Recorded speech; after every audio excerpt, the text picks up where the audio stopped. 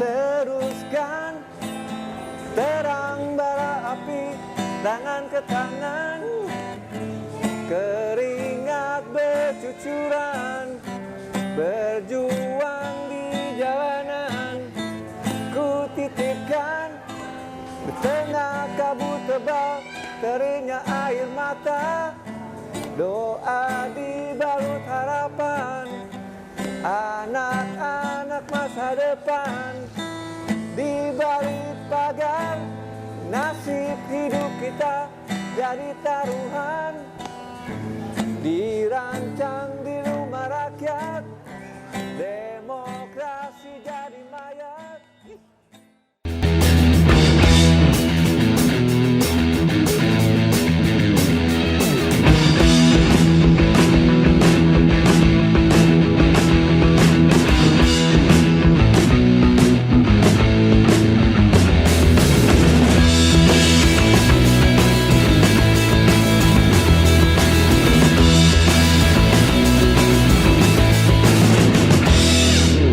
Assalamualaikum warahmatullahi wabarakatuh. Selamat sore menjelang maghrib. Hari ini kita berada di Pasar Seni Gembrong Baru. Nah, di sini ada channelnya namanya PSGB, singkatan yang tadi Ane bilang di depan. Hari ini kita kedatangan tamu istimewa yang orang-orang pasti tahu lah. Dan ini termasuk legend yang fenomenal.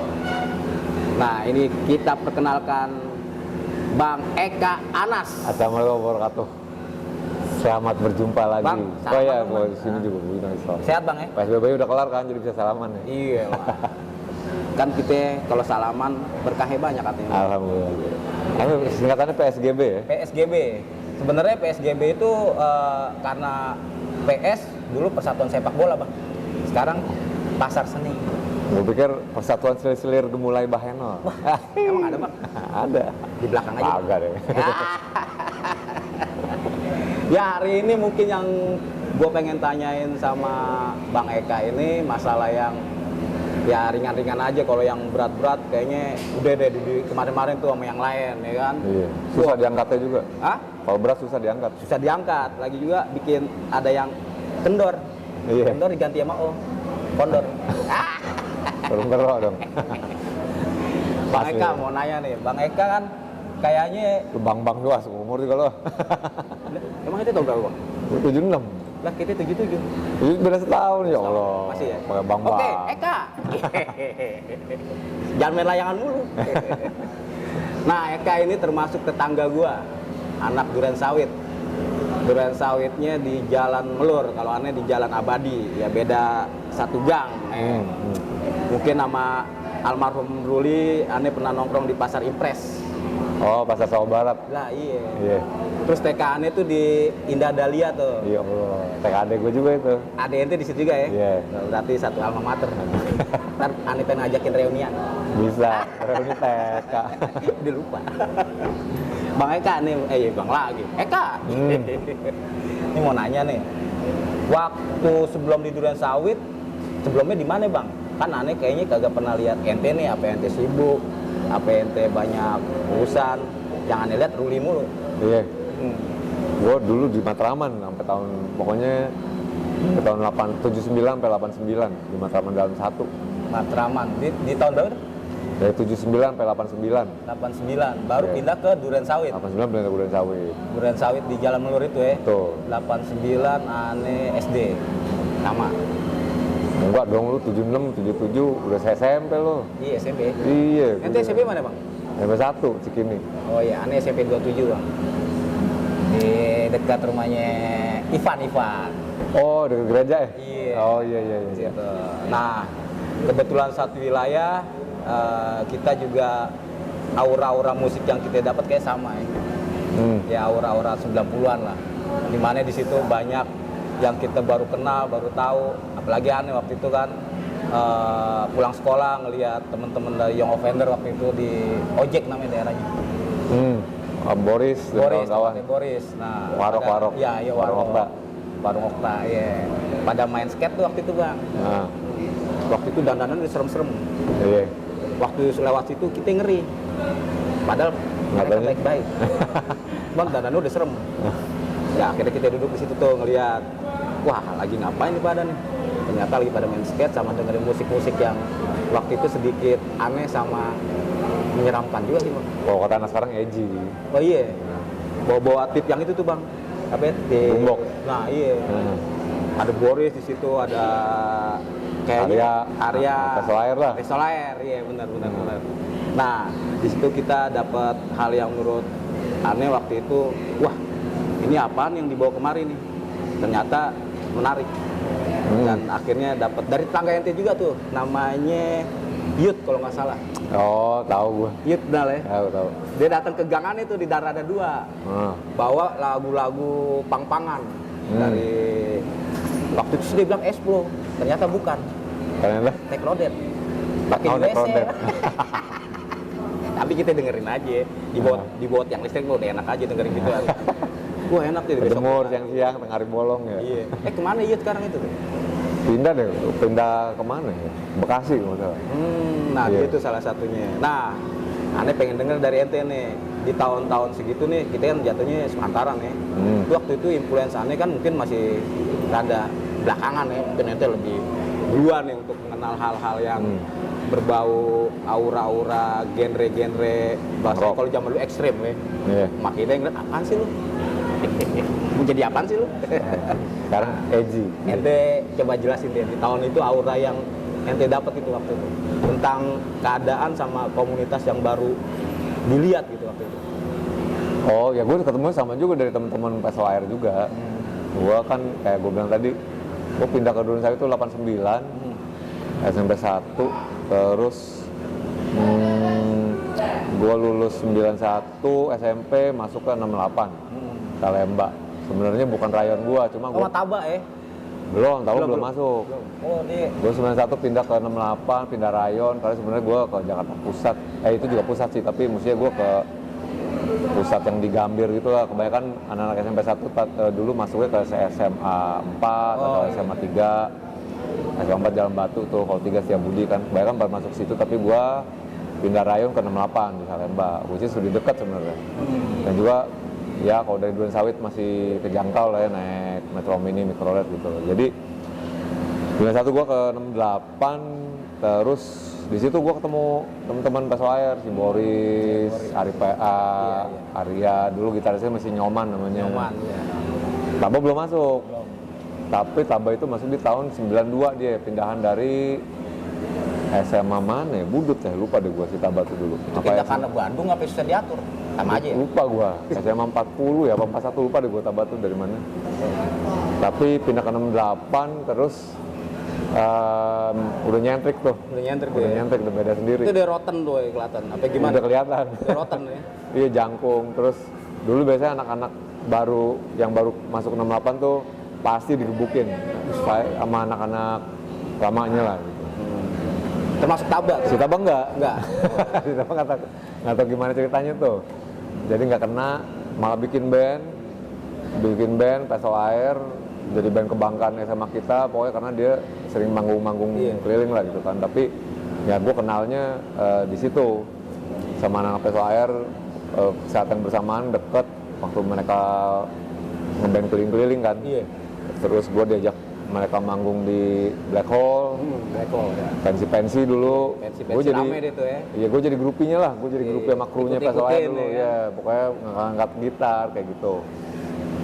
Ya dari situ akhirnya gue dibawa ke Slamet Riyadi, ketemu sama Ondi, segala macem, ketemu komunitas lebih besar lagi, band-band lebih banyak lagi, termasuk band-band yang manggung di Black Hole juga waktu itu. Ya udah dari situ gue mulai dikenalin musik. Tadinya gue cuma dengerin glam rock gitu kan, GNR, Motley Crue gitu. Tapi ternyata dikenalin musik yang lebih ekstrim lagi. Gue anjing, gue bilang gawat juga nih. Iya, dandanannya beda, musiknya beda, liriknya beda, temanya beda. Jadi lebih menantang, kayak gitu. Nah, kalau gue lihat kan dari skill-skill musik yang gue denger dari hasil karya lu itu termasuk ya keren ya.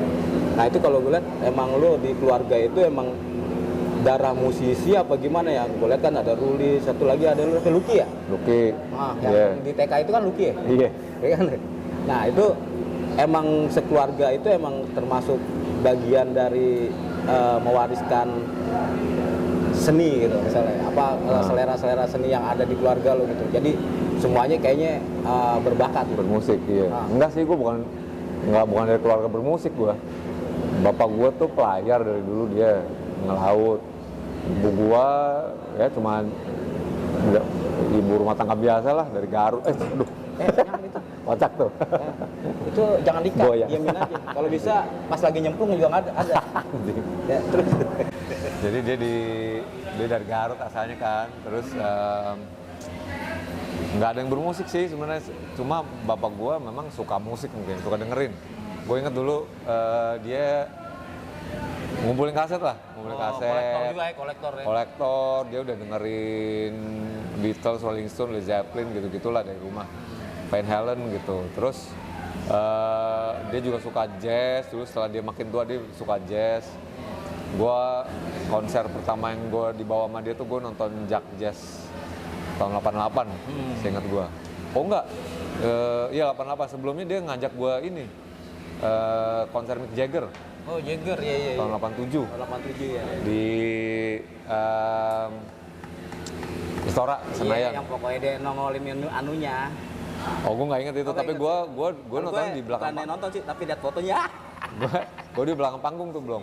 Karena dia kerja, bapak gue tuh dulu kerja buat Aero Production, perusahaannya Setiawan Jodi. Setiawan Jodi itu dulu punya beberapa perusahaan, termasuk perusahaan perkapalan. Nah bapak gue kerja sama dia. Terus dia juga buka Aero Production itu, which is event organizer, ngundang Mick Jagger, dan bapak gue jadi timnya.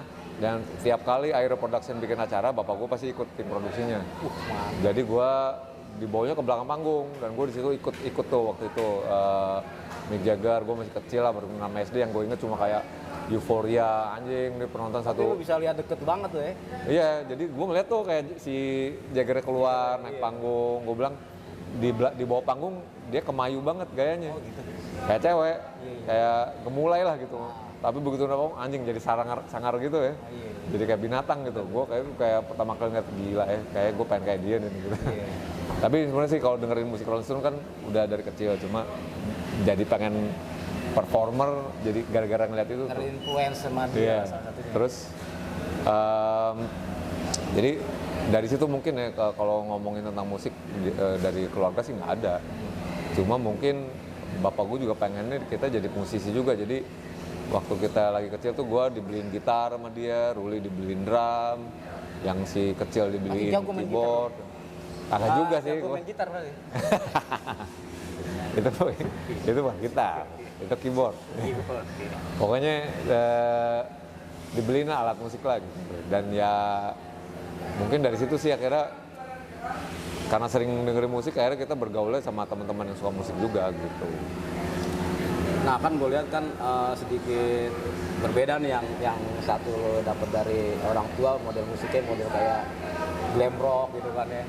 Nah terus gue dapet lagi influence yang tadi yang lo bilang itu ini musik pemberontakan gini nih. Nah lu bisa suka sama musik itu karena dari komunitas pergaulannya apa karena lifestyle yang mereka jalanin apa gimana nih? Dari musik yang waktu sama anak-anak Pesel Air yang Fender tuh ya. Influence yang lu dapat dari yang tadi lu bilang, wah ini musiknya ekstrim nih kan. Iya. Gue lebih ke sebenarnya kan kalau lo dari basicnya dengerin Beatles, Rolling Stone aja, yang menurut gue itu jadi pondasi hampir semua orang ya gitu kan. Itu aja udah nunjukin ketertarikan kalau lo pengen jadi beda gitu, karena kan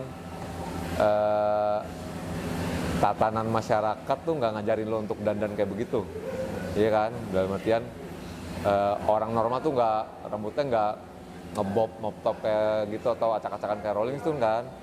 Dengan ada ketertarikan ke situ aja lo kayak udah nunjukin kalau lo pengen jadi individual gitu, lo pengen beda dari tatanan yang udah ada gitu. Begitupun dengan musiknya gitu kan. Jadi menurut gua bibitnya emang udah ada aja kalau kita tuh, terutama orang-orang yang suka sama punk rock ya, bibitnya tuh udah ada kalau dia tuh suka, kita tuh suka sama sesuatu yang beda dan suka sama sesuatu yang menantang lah. Iya benar. Kayak gitu. Tinggal masalahnya nanti levelnya deh upgrade-nya pergerakannya itu pasti meningkat gitu. Kayak pertama dari Beatles Rolling Stone dulu. Tambah edukasi tambah. Iya, terus baru makin meningkat ke punk rock gitu karena atau metal mungkin dulu ya, metal karena dari imajinya gondrong, terus wah ini lebih gondrong dari Rolling Stone nih. Musiknya lebih keras, lebih cepat gitu. Terus tiba-tiba ke punk rock lagi yang lebih ya mungkin bisa dibilang ekstrim atau lebih keras lagi gitu ya, tematiknya ngawal liriknya gitu kan. Jadi menurut gue tingkatannya sih, terutama dari elemen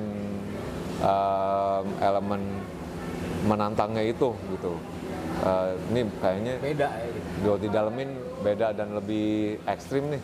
Iya. Jadi kita mencari tantangan-tantangan baru. Nah, kalau gue lihat gini Kak, kalau gue kan ya sama lah kita anak durian sawit nih ya. Iya. Kalau gue kan pasukannya dibilang pasukan bolang lah di daerah kita nih ya.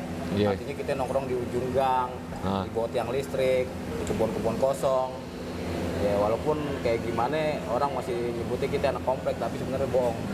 Iya. Nah, di situ kan waktu itu kita hitungannya seangkatan ya. Ane paling suka ngeliat si Ruli nih. Nah, tapi dari cerita ente tadi masalah edukasi atau pengetahuan tentang musik, ente kayaknya luas nih. Nah, itu berarti ente mainnya keluar waktu itu ya. Karena Ane sering lewat tempat depan rumah ente tuh, apalagi kalau habis hujan, nyari belut. Ada gue depan lu nyari, sama nyari incu. Karena sambil nyari belut gitu. Ini rumahnya kan Ane senterin aja. Orangnya mana ya? Nah, itu Ane nggak pernah lihat waktu itu. Berarti ente main ke daerah-daerah yang menurut ente itu komunitas gitu ya? Apa gimana? Nah, iya apa nih waktu SMA ya? Iya. Ya, Daerah itulah era-era yang kita sebenarnya lagi- gue mainnya ya ke rumah Boris juga Boris. sih waktu SMA gitu. Ya ke rumah-rumah temen sekolah kita lah ya. Berarti zamannya waktu itu pergerakan itu sebenarnya mulai dari silaturahmi ke rumah-rumah ya sebenarnya. Nggak lebih banyak ada di tongkrongan gitu. Iya kalau dulu kan rumah yang jadi tongkrongan. Rumah jadi tongkrongan. Iya. Habis itu ada berbagai macam yang dibahas gitu ya. Iya anak-anak seliling sekitar situ nongkrong di satu rumah gitu kan. Kayak di si Okta, warung Okta gitu. Atau di rumah Boris, itu which is di Kapling KTB kan dulu disebutnya kan. Iya, Durian Sawit. KTB. Di situ gua, atau rumah Ondi di Slamet Riyadi kan di rumahnya gitu. Dulu kan biasanya kita nongkrong kok di rumah gitu. Jadi ya itu gue nongkrongnya ke situ-situ. SMP, SMA di rumah temen yang jadi tongkrongan sekelas atau sekolahan kita, teman-teman sekolah kita atau anak kompleknya dia gitu. Jadi situ sih nongkrong Ruli kebetulan mungkin ya nongkrong malu Ruli, lupa. iya dia suka belanja rokok di warung mana itu depan pasar. Iya, Ruli tuh, Sebentar. iya Ruli tuh memang kalau gue bisa bilang lebih baur daripada gua. Yang gue pengen tanya lagi gini Kak, di tahun 90-an itu kan lu sekolah di Jakarta ya. Terus yang gue denger sempet lu ngambil di Australia, lu ngambilnya yang menurut kata temen-temen lu kagak sesuai paknya atau bidangnya yang Seni murni. seni murni ya. Itu emang bener itu. Iya. Nah itu maksudnya gimana itu waktu itu? Lu pengen jadi orang Australia apa pengen Jadi orang jalan-jalan aja ke sono gitu kan? Enggak lah, dulu tuh jadi ke sana karena ditawarin orang tua lah. Bapak gua kan dulu pelaut, dia bisnisnya penangkapan ikan nih. Gitu. Ngekspor ikan lah ke luar negeri gitu, ke Bangkok, ke Thailand, Singapura gitu. Nah terus di saat krisis moneter tahun 97-98 kan rupiah ngedrop, dolar naik. Dia kan ngekspor ngekspor produk ikan dalam dolar bayarannya. Iya.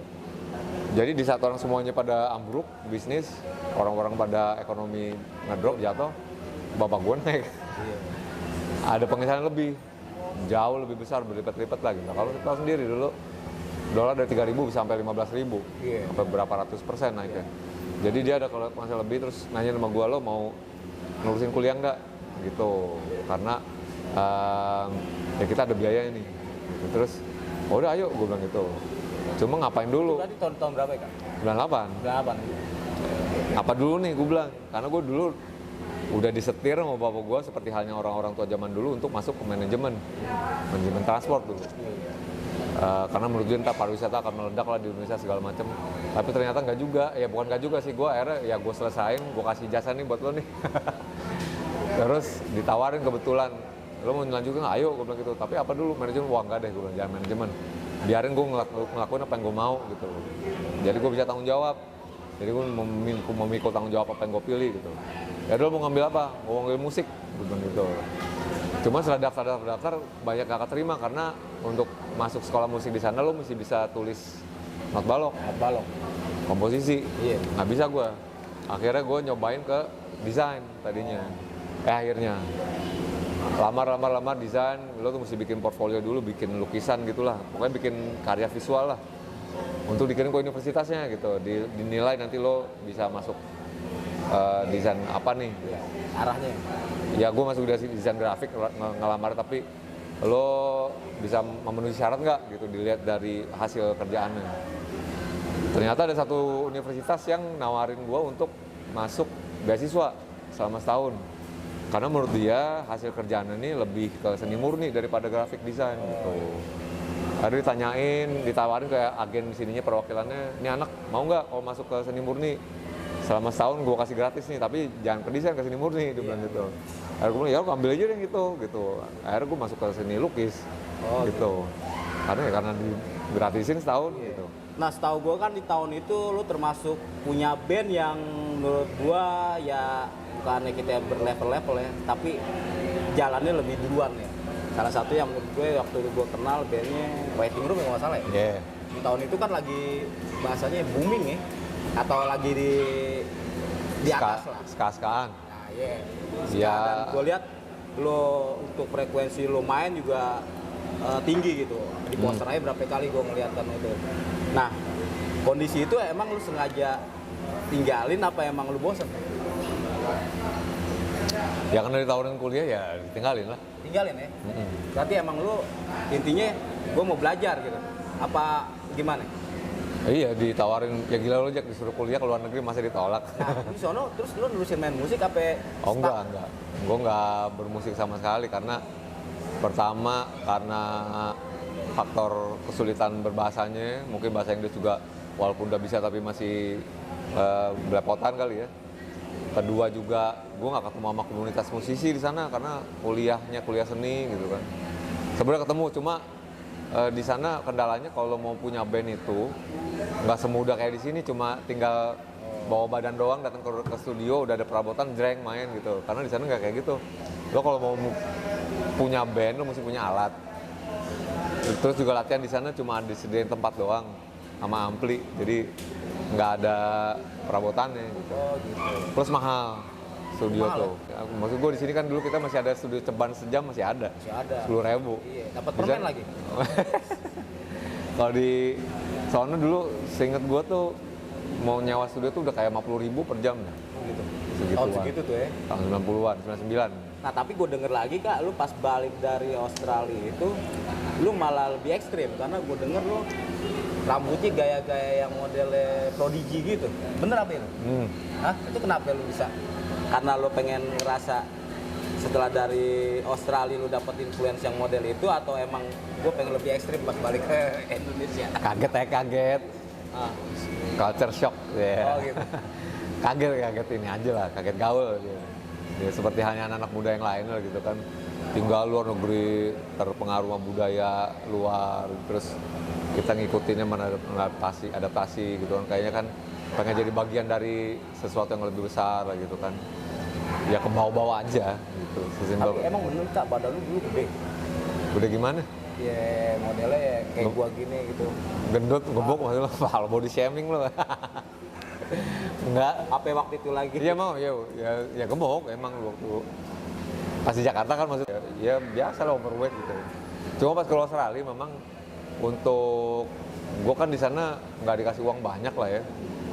Jadi untuk ngirit-ngirit uang gue sepedahan. Karena hampir semua anak kuliahan di sana punya sepeda. Itu yang gue pelajari di sana. Anak-anak kuliah di sana punya sepeda. Tiap rumah punya turntable Oh gitu. gitu, karena emang udah kulturnya sana gitu, diwarisin sama orang tuanya, koleksinya juga iniin. Terus lo kalau mau beli CD mahal dulu kan, MP3 belum ada, jadi lo mau denger musik ya lo mesti punya vinyl, denger dari vinyl, terus harus punya turntable gitu. Sepedahan, jadi gue sepeda kemana-mana jadi kurus. Sehat ya. Iya, kayak gitu. Jadi sebenarnya gue tahu sebenarnya lo kalau selalu lu motivasi pengen sehat. kagak juga. Nggak juga. Kalau musik jauh-jauh amat mau sehat gitu. Sini juga bisa gitu kan. Di BKT sekarang keren ya. Iya, Lu bisa lah. sepedaan suka di BKT? Jogging gue, jogging. Iya. Di yang depan Abil ini tuh ya? Yang jalur depan Ujak ke kemarin. Suma, kalau nggak ke jalur ini nih. Jalur. Setiap Sabtu Minggu tuh ya? Nggak juga lah, sebulan 2-3 kali gue. Iya. Nah, Kak, gua kan di 90-an ya. Nah, di 2000-an kan lu bikin band lagi deh tuh ya. Coba bikin band yang mungkin sampai sekarang Berangkat. berjalan juga ya. Dan itu mungkin gebrakan awalnya yang gue tahu ya. Karena waktu itu gue juga lagi gawe di Tangerang, ya kan. Tapi gue udah denger tuh. Gue denger tentang band lu nih. Dan gue lihat-lihat dan gue cari tahu. Nah, musiknya emang gue anggap ya beda gitu. Dan waktu itu emang selera gue juga lah, salah satu musik yang gue demen lah. Nah itu kena banget tuh waktu itu. Ya Allah. Udah ajak ngobrol. Ajak ngobrol dong nih. Mainin gak? Pojok dong biar Kak, kayaknya ntar lu mainin Kak. Iya, mainin. Ngedang-ngedangin aja ya. Kalau main gitar boleh, main cewek jangan. Nah, gue denger lu kan kayaknya musiknya ada perubahan lu di situ ya. Dan syair-syairnya juga lebih ke arah yang Syair anjing. Zaman dulu banget lah. syair musiknya penyamun. Nah, gue denger waktu itu pokoknya keren deh tuh lagu-lagu yang lo ini. Nah, di situ emang lu pengennya berubah secara musik atau emang secara pesan? Emang pengen bikin band aja. Oh gitu. Maksudnya jalan aja gitu ya? Iya, enggak, waktu itu emang pas pulang ke Jakarta tuh gue tahun 2002 ya, itu enggak anjing 20 tahun yang lalu. Iya. Tua banget kita. Iya. Maaf ya adik-adik. Nah, kita ini bawa bapak. Jadi adik-adik boleh beli permen dulu di depan. Ya itu emang nggak ada, kan dulu gue lebih jadi seniman di sana ya, pelukis gitu. Pulang sini kayak nggak ada dorongan berkarya gitu, nggak ada dorongan untuk melukis, jadi hilang gitu, kayak hilang deh gitu. Terus malah pengen ngeband lagi gitu, akhirnya ngeband lagi sama teman-teman bekas waiting room atau ngejam gitu, masih buluk dulu kan. Cuma nggak nemu, malah si Ruli yang ngeband sama teman-temannya gitu. Oh, Ruli yang bawa lagi. Iya, bolak-balik teman-temannya ke rumah kan. Iya. Kalau mau latihan ngumpul dulu, rumah gue kan dulu kayak base camp gitu ya. Ngumpul dulu baru berangkat gitu. Terus gue kayak, dan apaan sih lo gitu. Tapi ternyata suatu malam dia pulang-pulang bawa demo rekaman di Doors, di York. Iya. Di York. Band gue nih, Des gitu. Gue dengerin, anjing keren. Dulu namanya The Motive. The Motive Iya, wah, anjing keren ya, gue bilang gitu kan. Terus gue setan-setanin aja tuh, coba sama gue aja ngebandnya gue. Ternyata yang band gue cari-cari, yang gue pengen tuh ada di The Motive. Oh gitu. Akhirnya gue, ayo latihan sama gue yuk, gue nyanyi, gue bilang gitu. Dan ternyata mereka juga suka gitu. Akhirnya ya udah bergulir dari situ. Ada beberapa lagu The Motive yang kita daur ulang sama bikin lagu baru, lahirnya The Berandal. Nah sebenarnya kalau gue lihat di maksudnya skill secara yang lu punya ya, lu kan vokal keren nih. Tapi main alat sebenarnya apa yang lu keren juga gitu, ya kan? Kalau gue kan main alat gue bisanya tuh main gitar tuh kan. Alat kelamin. Jago gue. Jadi kalau yang lain gue bingung. Nah, itu gitar juga kuncinya kunci yang biasa-biasa aja. Kalau yang nggak biasa gue ngeri.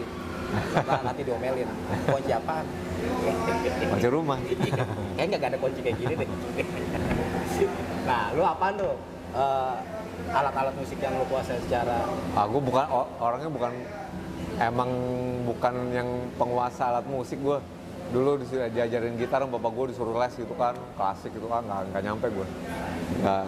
Nggak sabar gitu. Mungkin sebenarnya pengekspresian gue lebih lewat itu tuh nyanyi, kata-kata gitu.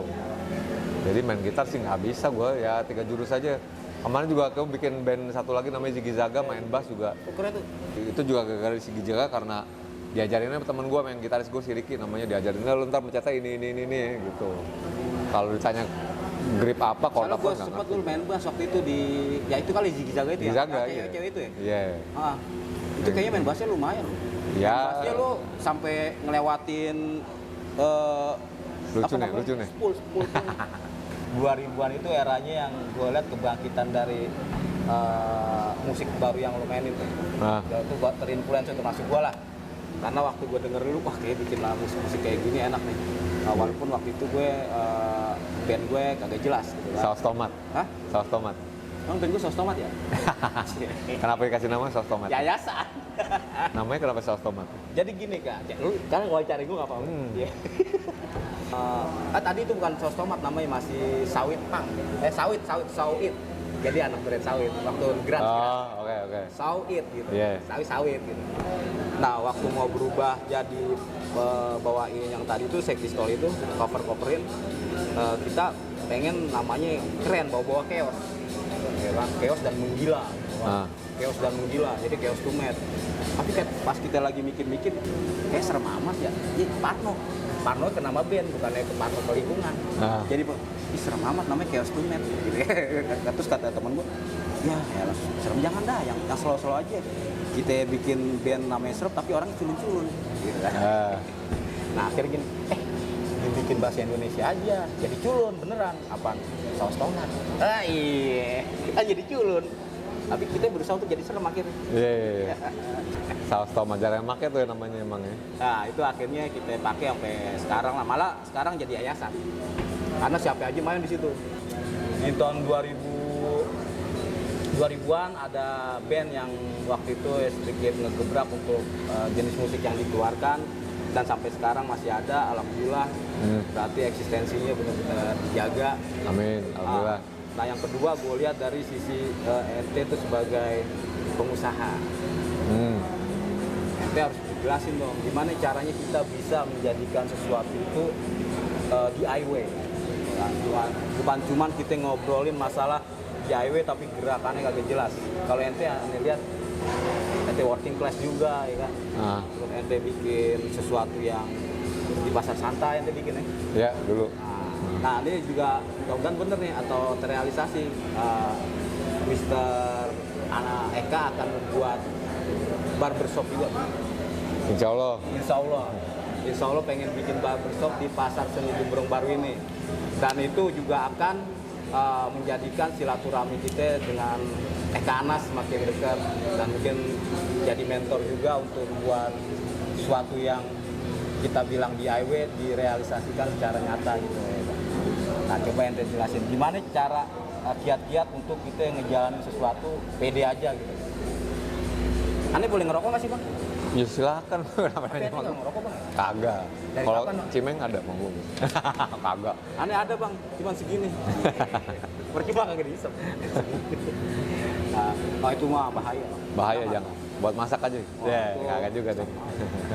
Jangan bang itu, mendingan ditanam aja. Gue kalau berbisnis sih, jujur sebenarnya gimana ya? Kalau kerja mah udah jadi pegawai gitu ya. Kerja sih udah lama, maksudnya dari. Malah kita tabah sama ya. Bang. Iya. Kita tuh ya kayak bilang tadi dari middle class, middle working class, kelas pekerja, apa yang kita tahu orang tua kita kerja juga, jadi kita menurut gua udah terpatri di kepala kita kalau kita tuh untuk berkontribusi dan cari nafkah ya dengan jadi pegawai gitu. Tapi kalau berwirausaha atau entrepreneur kayak gitu, itu beda cerita lagi. Itu yang sekarang kayak kalimatnya lagi digaung-gaungkan gitu kan. Kayaknya butuh skill yang lebih ekstra lagi tuh. Kayak begitu. Jalanan ya. Iya, bukan perjalanan, lo butuh itu menurut gua kayak keahlian yang mesti lo pelajarin lagi tuh untuk jadi entrepreneur gitu. Karena kenapa? Untuk wirausaha itu pertama kan lo nggak bisa, lo bukan nggak jadi pegawai lagi, lo yang megang kendali. Iya. Lo megang modal sendiri, lo menentukan mau usaha apa, Iya. kayak gitu kan. Wah, cakep. Jadi harus presisi kayak gitu, nggak bisa lo kayak cuma ini kalau kita ngomongin kalau mau usaha mau panjang ya gitu kan, lo nggak bisa menduga-duga atau Gambling. jangan, kecuali kalau anak pejabat tuh. Gue mau bisnis ini gitu. Kalau kita kan kebatas ya. Jadi pasin dulu usaha lo mau jalan ini akan panjang, akan sustain gitu. Nah, caranya gimana? Pastiin apa yang lo lakuin itu adalah hal yang memang lo sukain gitu. Kayak gitu. Lo suka musik, ya mungkin usaha musik apaan gue nggak tahu. Lo suka kuliner, usaha kuliner, tapi apa dulu kayak gitu.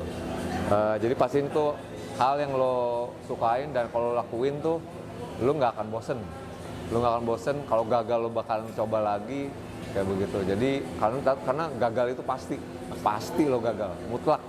Nggak mungkin lo kok entrepreneur lo nggak gagal tuh nggak mungkin. Gitu. Pasti ada jatuhnya gitu. Jadi pastiin kalau lo jatuh lo bakalan bangkit lagi gitu. Lo ngelakuin apa lagi? Kalau hal yang lo sukain lo bakalan bisa lo lakuin lagi nanti gitu. Dan lo nggak bosen, nggak patah hati, sedih, kecewa. Memang kalau untuk memperkecil resiko, lo lakuin apa yang lo suka aja sih menurut gue. Jangan bercabang ini itu kayak gitu. Fokus aja kalau bisa, kalau menurut gue ya, kalau gue sih gitu. Jadi lo sukanya apa, passion kalau kata orang sekarang gitu. Passion tuh hasrat lo, hobi lo, ini lo tuh hobinya ngapain, itu lo jabanin gitu. Kalau bisa jangan belok-belok, karena dengan kayak begitu lo tahu, lo bisa pelajarin gagalnya di mana, dan lo jangan diulangin lagi gitu. Itu sih menurut gue, pertama itu dulu. Terus begitu hitung modal lu gitu. Itu modal nggak harus gede kan, yang penting Nggak harus. Cuma lu hitung modal lu berapa, berjalannya berapa lama. Iya. Dan harus jadi bukan hitung modal sih, kalkulasinya mesti rapi. Kosnya. Ngitungnya mesti dari awal udah jelas. Operasional, margin. Benar. Sampai perintilan kecilnya gitu. Lo bayar gaji pegawai lo berapa kalau misalnya lo mau ada pegawai gitu. Tapi nanti makin detail dan makin hati-hati, makin presisi perhitungan lo, itu akan memperkecil gagal itu tadi gitu.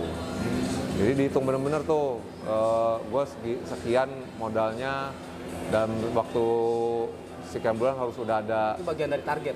Iya, ada break even point-nya dan harus ada untungnya di bulan sekian kayak gitu. Dan kedua, yang berikutnya lagi, lo jalaninnya kalau bisa pas di saat lo masih jadi pegawai. Jangan lo lagi kebanyakan orang kayak gitu kan, aduh gue capek nih jadi pegawai mulu, kapan nih gue bisa jadi wirausaha entrepreneur. Ya lo mesti ngelakuinnya barengan gitu. Lo lagi jadi pegawai, pelan-pelan lo buka tuh cabang lo, ngapain nih, jangan lo tinggalin dulu kerjaan terus gue fokus ini itu salah, jangan lo. Jadi kalau ada mungkin hal-hal yang kita nggak mau, ada subsidi ya. Bisa di situ ya? Kalau gagal lo at least kerjaan lo masih ini settle aja di situ. Iya, itu mesti ngebagi jam kerja tuh, lo mesti capek sih emang, mesti capek. Lo kelar kerja jam 6, jam 7, baru tuh lo ngerjain. Tapi posisi lo sekarang masih bergawai? Kebetulan udah enggak sih sekarang.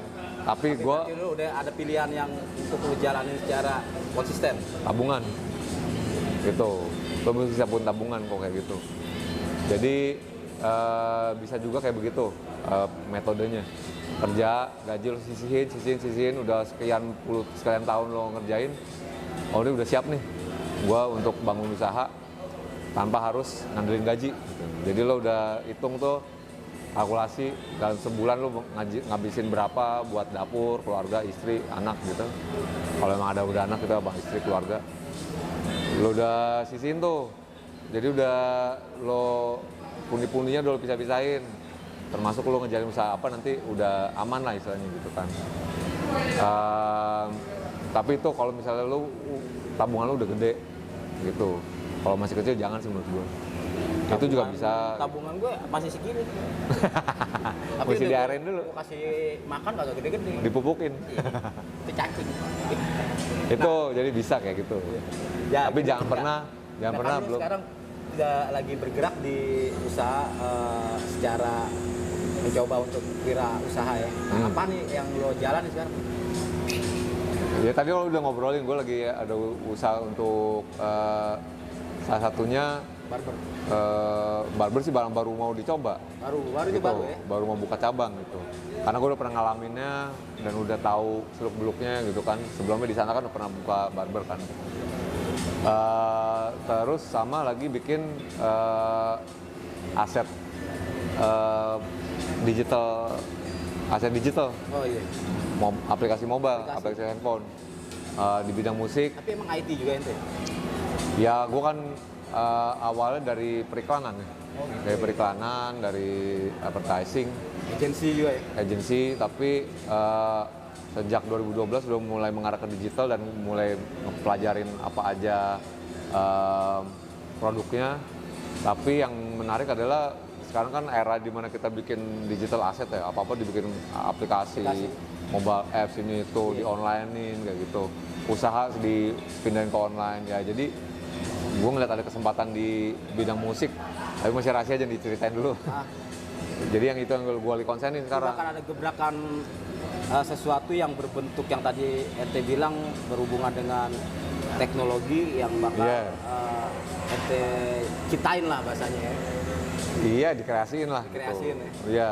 Dan itu akan berefek ke komunitas juga nih kayaknya nih. Mudah-mudahan nih ngebantu, at least ngebantu musisi untuk beraktivitas. Gitu. Itu.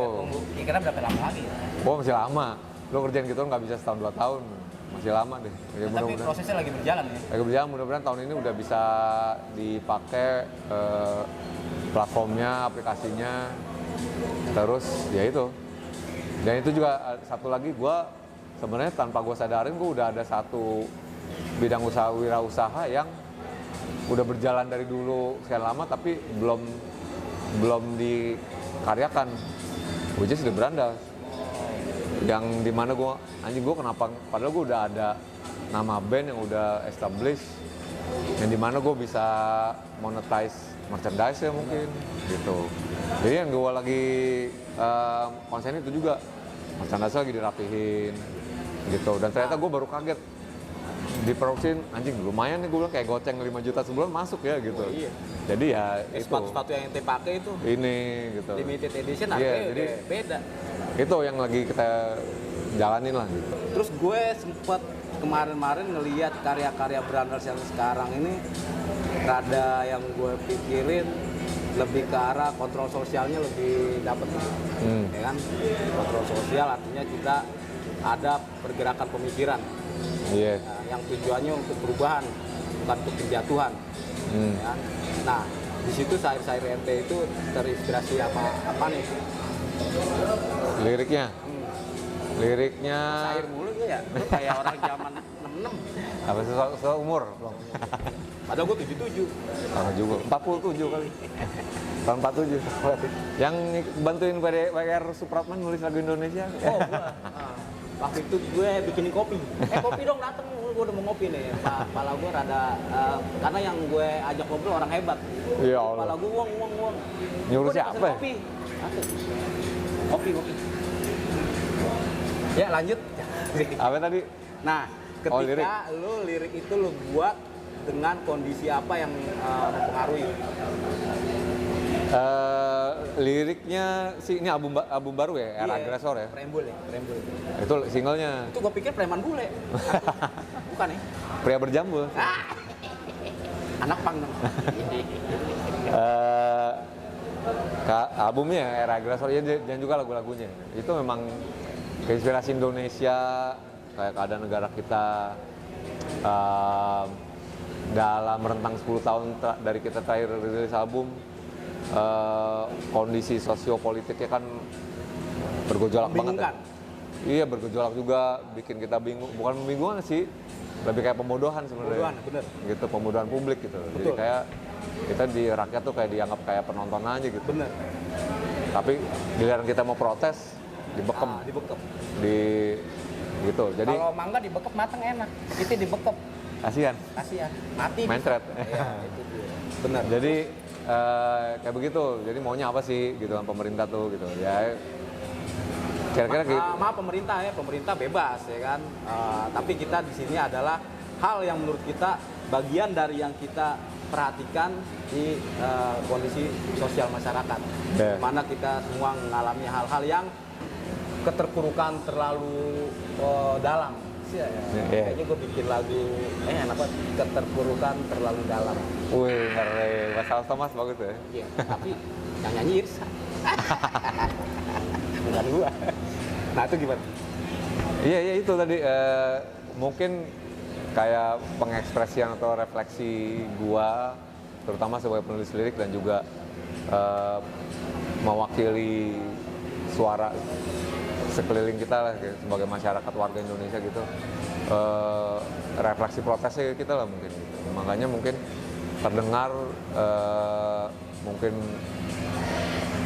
pesan politik sosialnya kuat karena ya itu yang kita hidup hadapin sehari-hari ya nggak sih? Iya benar. Kayak gitu, lo hidup dengan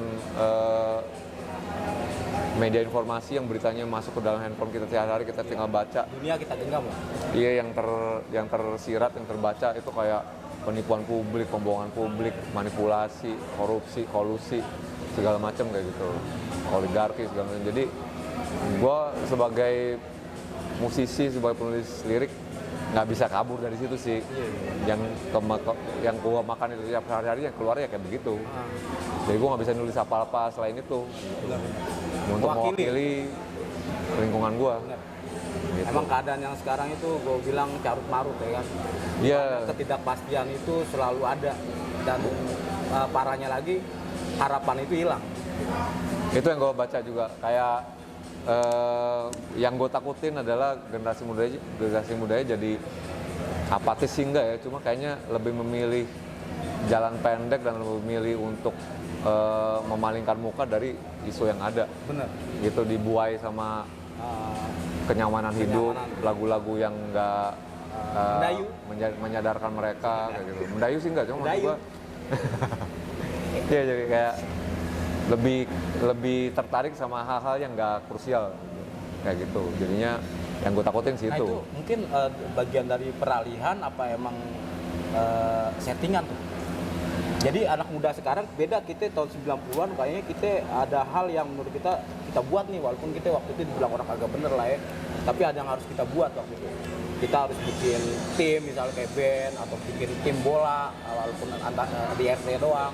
Nah sekarang kayaknya gue lihat mereka berkumpul tapi dengan kondisi pemikiran dan bahasa yang menurut gue masing-masing gitu. Itu emang bagian dari settingan atau emang peralihan aja? Kalau settingan sih enggak sih, belum. Tapi menurut gue emang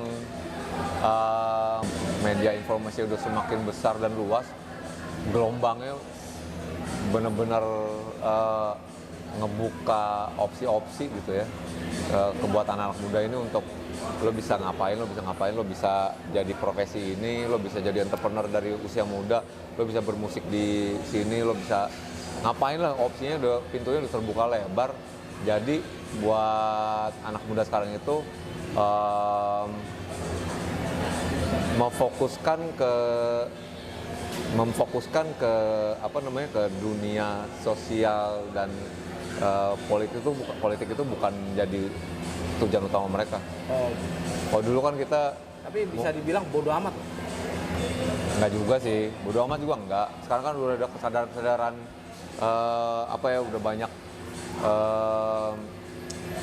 kesadaran pergerakan sosial kayak feminisme misalnya, kayak gitu. Terus kesehatan mental atau ya kesadaran sosial tuh udah muncul lah gitu ya. Tapi untuk berani bersuara, ngebela sesama lo, masyarakat kelas bawah, itu menurut gue nggak tajam. Nggak tajam. Iya, itu sih yang gue lihat kayak gitu. Nggak tajam dan tidak peka juga gue lihat. ya lebih dibuat kayak konser, party, festival musik, dugem, ya gitu-gitu, bukan hal substansial gitu ya. Padahal kondisi yang ada, kalau mereka lihat lah, atau kita lihat, itu benar-benar berantakan. Tapi mereka menganggap itu hal biasa aja gitu. Iya. Keposeliorannya kurang menurut gua. Kayak gitu.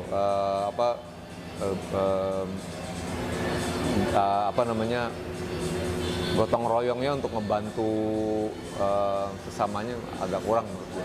Iya. Jadi yang kita lihat sekarang malah antisosialnya lebih kelihatan ya, antisosial kalau gitu. Mungkin bukan antisosial tapi jadi individualis gitu, karena lo berada di era di mana lo dipermudah sama teknologi, lo dipermudah untuk jadi mandiri, dipermudah untuk jadi independen, jadi kebutuhan atau dorongan untuk bersosialisasi udah jadi berkurang. Apalagi 2 tahun belakangan ini karena pandemi lo dipaksa untuk di rumah, jadi lebih ini lagi, Lebih kelihatan. Lebih signifikan lagi. Individual ya, Iya. kelihatan. Kayak gitu. Iya. Nah sekarang Kak, gue lihat sekarang kan lo ada di wilayah Pasar Seni Gembrong Baru. Ya. Segi garis bawah itu. Pasar Seni Gembrong Baru. Nah ini mungkin kita akan menjadikan suatu wadah yang jadi kegelisahan kita, di mana kemarin-kemarin kita sendiri-sendiri berkarya tetap, tapi bingung pengen kemana atau pengen bicara sama siapa.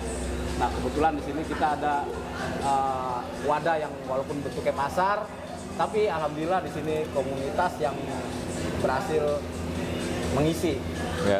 Mungkin dari genre-genre musik atau dari tim-tim pecinta motor-motor tua, atau mungkin dari barang-barang antik, lukisan, buku. Di sini alhamdulillah udah bisa ngumpul, dan di sini Eka hadir juga, dan di sini mungkin kita bisa lihat pendapat Eka apa yang sedang terjadi di sini dan apa yang harus diperbaiki di sini.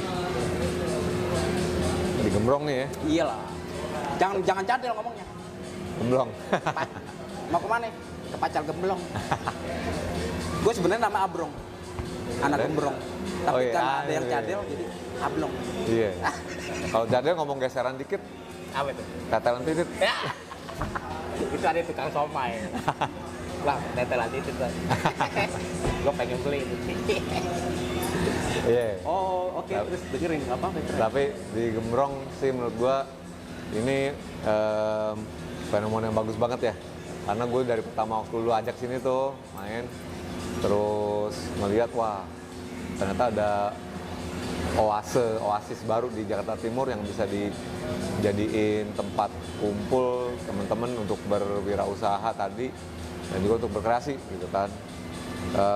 Ini ngerti gue sama Pakar Santa dulu tahun 2014. Gue di situ buka barber, ada teman-teman yang buka usaha macam-macam dari garment, clothing, thrifting, kuliner gitu kan. Gue berharap tapi bisa sustain aja, bisa berumur panjang ya. Amin. Karena yang terjadi waktu itu di Pasar Santa itu ada banyak, walaupun berpotensi gede, tapi karena ada banyak beberapa faktor atau beberapa pihak yang kepentingan yang lebih mau mungkin gimana ya, mikirin untungnya aja, profitnya jadi nggak panjang kayak gitu. Berarti pola kapitalisnya kental ya? Betul gitu. Jadi menurut gua jangan sampai kayak gitu ya. Nah, Mestinya dibuka dulu, kesempatan-kesempatannya dibuka, dan lebih mikirin gimana caranya kalau memang mau ada profit ya bersama-sama lah. Benar. Gitu. Artinya bergerak dulu lah, ya kan? Iya, karena jangan jadi cerita klasik di mana di sini ada tempat untuk orang berekonomi dan punya potensi gede, tapi karena udah nguntungin ngelihat profitnya aja, akhirnya nggak panjang usahanya. Oh, iya. Kayak gitu. Karena di mana-mana yang namanya usaha itu prosesnya penting, bukan untungnya gitu. Kalau prosesnya benar, usahanya usaha benar, ikhtiarnya benar, untung mah pasti ngikut, pasti ada, nggak mungkin kayak gitu kan. Jadi itu dulu sih buat teman-teman di sini juga nanti supaya jangan patah semangat gitu, jangan cepet jangan cepet patah arang lah ya. Iya, benar. Kalau misal gagal, ada hambatan, ya Tapi coba. serangan patah arang apa patah hati sih, Pak? Ya itu bukan sama aja ya. Patah hati mah kan kalau ditolak dalam segala bentuk. Baper. Iya baper. Kalau patah arang kan pujangganya, bahasa pujangga. Iya. Nah, terus Ya jangan cepat kecewa lah kalau misalnya ada hambatan, bergerak bersama-sama, gotong royongnya diutamain. Karena nanti akan kelihatan di mana orang yang emang dia punya semangat entrepreneur tadi, sama wirausaha yang tinggi itu kelihatan, dia akan bertahan terus gitu. Sama yang cuma ikut-ikutan aja mungkin. pantang nyerah ya kalau mereka tuh. Iya, kayak gitu. Itu yang bikin beda sih. Kayak ente. Ya, gua kan sebenarnya kalau Amin. berbisnis, amin ya. Kalau berbisnis kan belum ketahuan, Iya. karena kalau ngeband iya mungkin. Iya kan, perjalanan itu kadang-kadang aplikasinya bisa dilihat dari hal yang dikerjakan.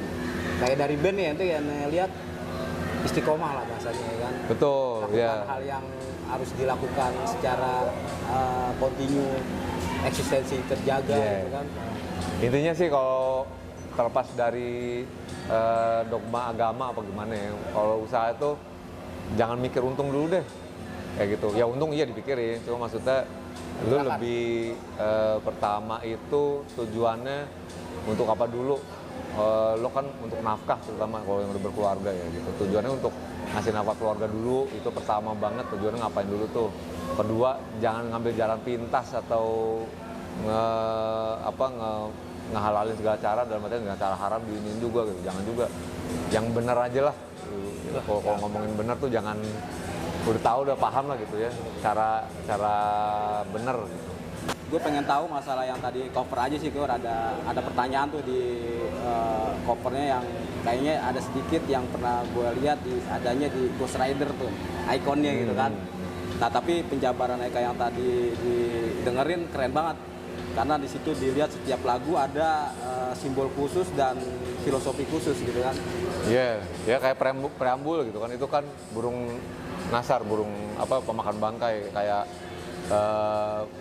lagunya juga tentang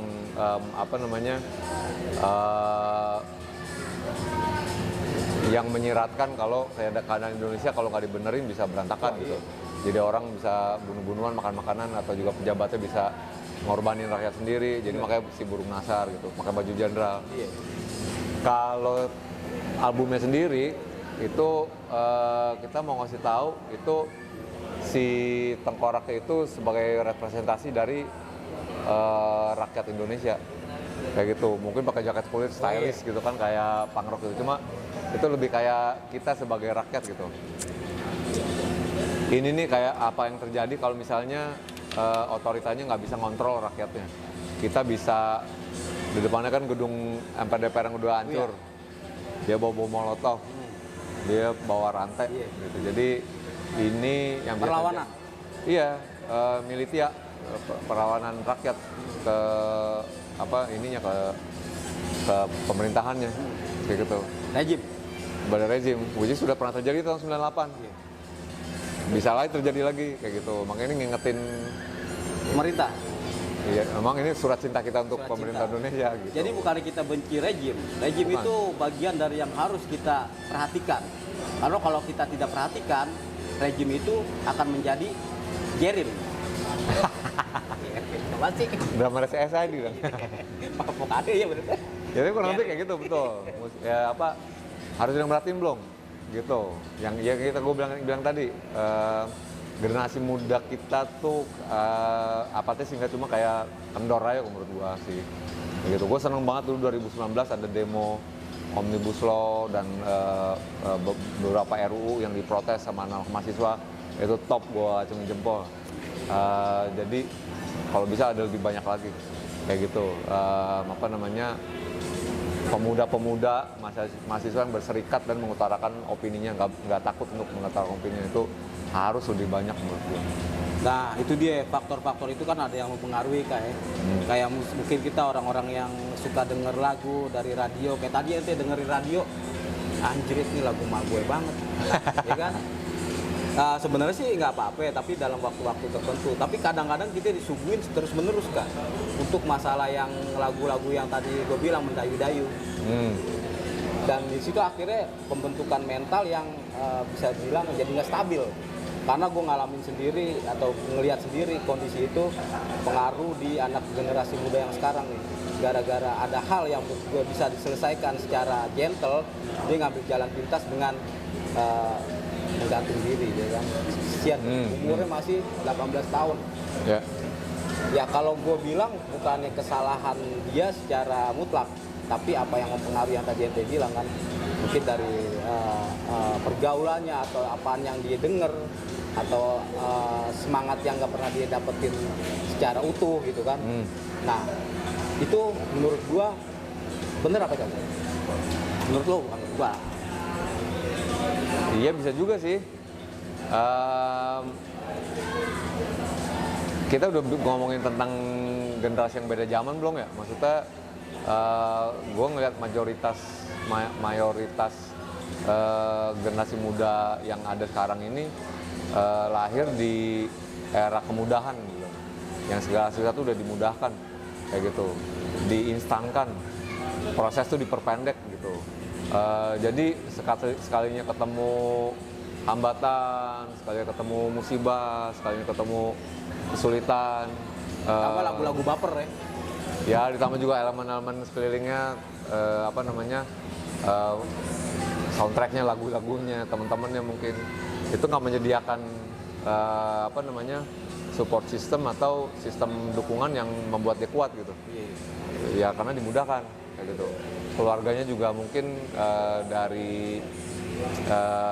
udah secara ekonomi Indonesia jauh lebih baik gitu kan. Jadi udah bisa difasilitasi gitu. Jadi emang lahir di tengah era kemudahan ini. Begitu ketemu masalah hidup yang beneran faktanya, realitanya keras, nggak kuat, nyerah. Nah, kalau kita kan emang beda ya. Bapak Ibu kita disebutnya batu, terus waktu jalan ya jadi batu. Iya, Bapak Ibu seadanya, sebatasnya. Gede di jalanan, lu main lo sono keluar kayak gitu kan. Jadi beda. Nah, kalau menurut gue kan tadi udah lengkap nih semua yang lo ceritain. Terutama gue pengen lagu-lagu yang ada di album yang baru keluar ini bisa nyampe ke generasi muda nih terutama nih, ya kan. Nah, gue minta ya berbagai cara lu dah, ya kan. Karena pesan yang gue denger di lagu-lagu lu keren-keren nih, ya kan. Nah, caranya yang paling efektif itu gimana nih teman-teman bisa dapetin lagu-lagu yang lagi lo buat dan lagi lo rilis dan lo keluarin sekarang? Caranya gimana ngedengerinnya maksudnya? Iya. Oh, ada di Spotify sih. Spotify. Ada di Spotify. Nanti dijual di pasar Gembrong nggak? CD-CD-nya. Insya Allah nanti ada. Ya sebenarnya sih bisa di-pesan online juga sebenarnya. Lewat Tokopedia di Maternal, di labelnya kita, atau di Tokopedia di Brandas itu ada juga. Tapi kalau di online tuh mungkin bisa didengar di YouTube dan Spotify, ya iTunes gitu. Kanal-kanal streaming lah ya. Yang menurut gua masih agak merugikan bukan agak lagi, merugikan musisinya sih. Makanya nanti kita di bulan Juli Agustus mau ngelepas di platform online lokal namanya Storefront. Oh, sip. Tuh denger ya. Lo bisa dengerin di situ nanti satu album gitu. Walaupun nanti kita lepas juga di Spotify sih. Tapi kenapa kita nahan dulu dan cuma tersedia di CD? Gue juga mau ngeliat nih. Ini eksperimen kita ngeliat lo mau sejauh apa sih ngedengerin sejauh apa sih lo mau nge-support musik Indonesia. Yeah. Gitu. Karena kalau kita dulu kan kalau mau dengerin ya beli kaset dan beli CD. Yeah. Susah payah lah. Iya, gue beneran ngumpulin duit dan beli ini. Cuma gue pengen tahu nih lo sejauh apa sih lo mau mendukung musik Usahanya Indonesia. Dan iya. Supportnya ya. Ya karena jujur aja dari itu akan uang lo masuk nanti akan masuk ke perputaran di mana akan jadi modal untuk memperpanjang umur si band dan juga dia sendiri nanti. Bener. Gitu. Nah, kalau kita lihat lengkap banget nih, alhamdulillah. Mungkin Allah pertemukan kita secara benar-benar ketemu, bukan kebetulan, ya kan? Dan dapat mentor yang keren bagi gua hari ini. Lu bukan gua wawancara tapi mentor gua. Masa Itor. Saya Itor, naik motor. Mogok lagi. Ya. Main motor. Bensin habis. Ribet. Udah panjang banget. Panjang.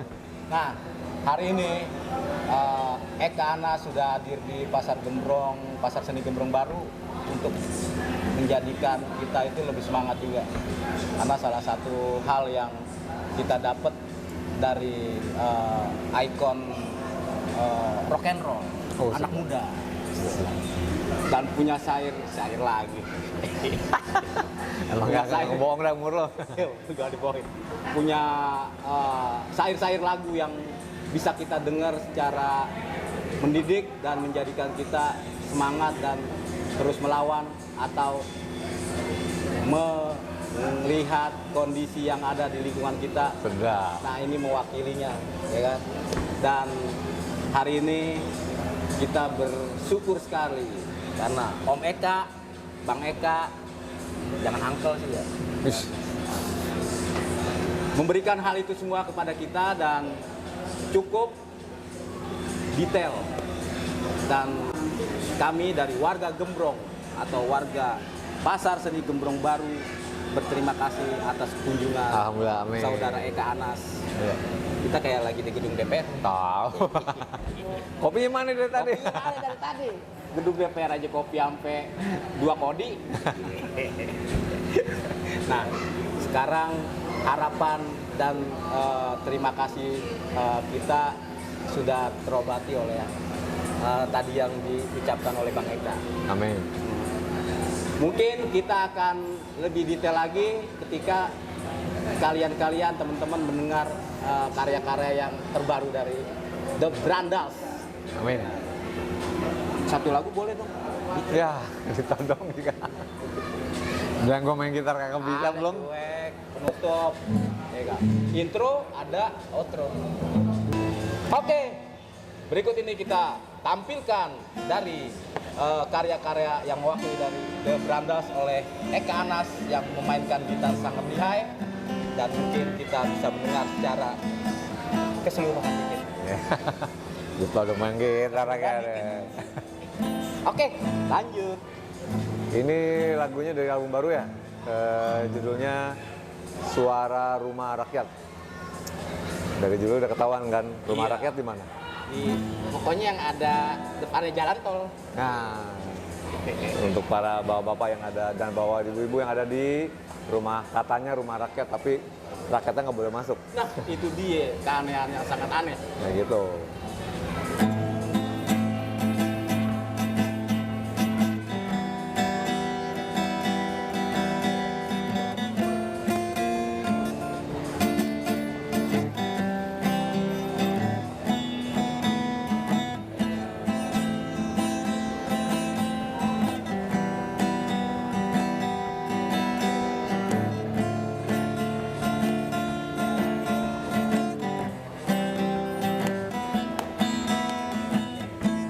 Teruskan terang bara api, tangan ke tangan, keringat bercucuran, berjuang di jalanan.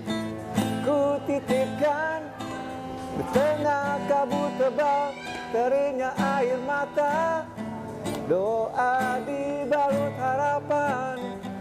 Anak-anak masa depan di balik pagar, nasib hidup kita jadi taruhan, dirancang di rumah rakyat, demokrasi jadi mayat.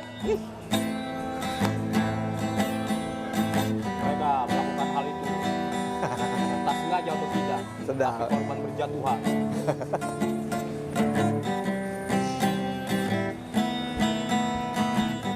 Tahun ke tahun, tipu daya silat lidah datang silih berganti.